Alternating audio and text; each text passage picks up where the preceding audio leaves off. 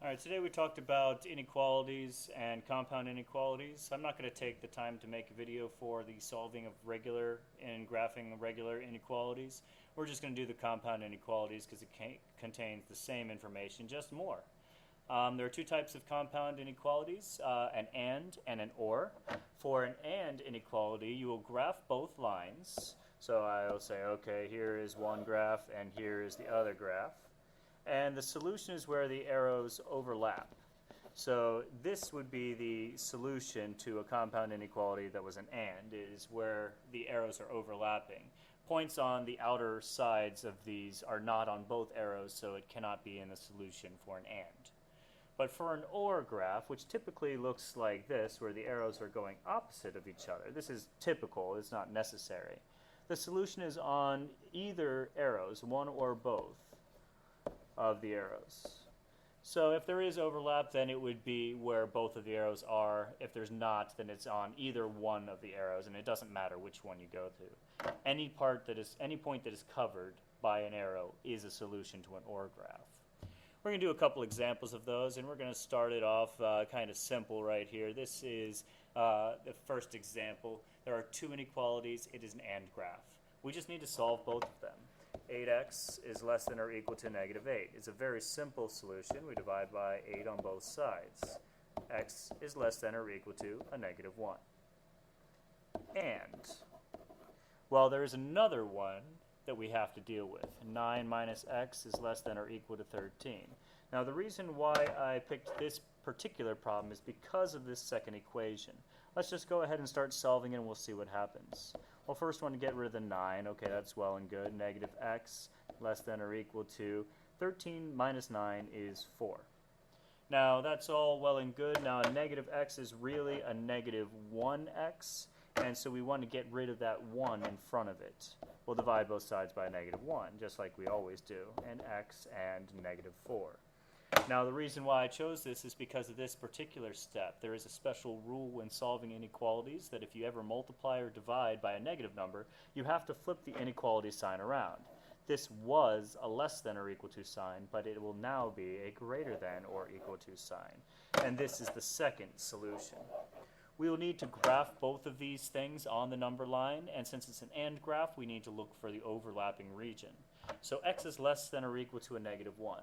Well, here's a negative 1.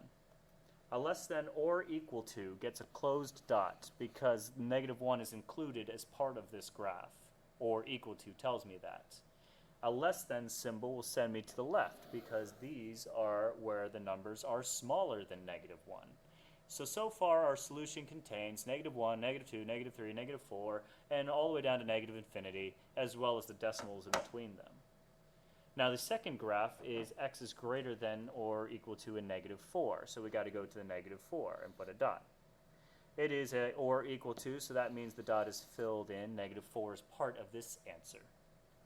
Since it's a greater than symbol, that is the alligators eating the x, we are talking about the numbers that are bigger than negative 4, which goes to the right. Now this is the blue answer by itself. Now we look at the graph as a whole and we determine this is an and graph. An and graph means that it has to work in both answers. And the only numbers that work in both answers are the area in between negative 4 and negative 1. That does include negative 4 and does include negative 1 because both of them have a closed circle there. So any of those numbers will work in both cases, and that's where your solution lies. Your solutions not include 2, 3, 5, and it does not include negative 7, negative 9, and so on and so forth. It only includes the numbers between negative 4 and negative 1. Now let's jump it up to a more difficult question. That one still looks pretty easy. This one just has a few more steps, and it's got some negative signs, and we'll just see what happens here. All right, so we'll start off by solving the left equation. Negative 3v minus 1 is less than or equal to 23. This equation is not difficult to solve. We will add 1 to both sides. Negative 3v is less than or equal to 24. But when we divide by a negative 3, we have to make sure that we are going to flip the sign. V is greater than or equal to, that is a negative 8. Okay? If you want to go ahead and graph that now, you can. Negative 8. Greater than or equal to has a closed circle. and goes all the way that way. Well, okay, what can we do? Now let's go ahead and solve the next equation. The next equation is negative 6v minus 4 is greater than or equal to 26. We'll start off by solving by adding 4 to both sides. Negative 6v is greater than or equal to 30. And dividing both sides by a negative 6. This again flips the sign. It is now a less than or equal to sign. And 30 divided by 6 is negative 5. So we got negative 5 right here. A less than goes to the left. All right, now a very common thing for this type of problem is that, oh, I see there's an overlapping region. There is an area between these two things where both arrows exist. And I see a lot of people color in that section and say that is the answer. And it's because they're not looking at what type of problem this is that they get it wrong. This is an OR graph.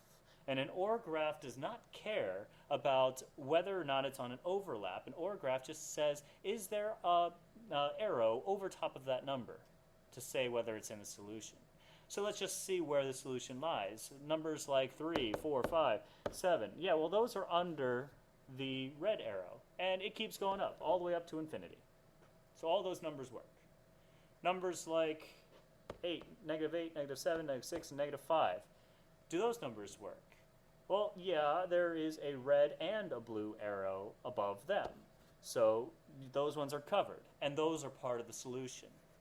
And same thing with like negative 9, negative 10, and so on. Those ones also work because there's a blue arrow above them. This would be all real numbers, because there is no number on the number line that does not get covered by one arrow or another.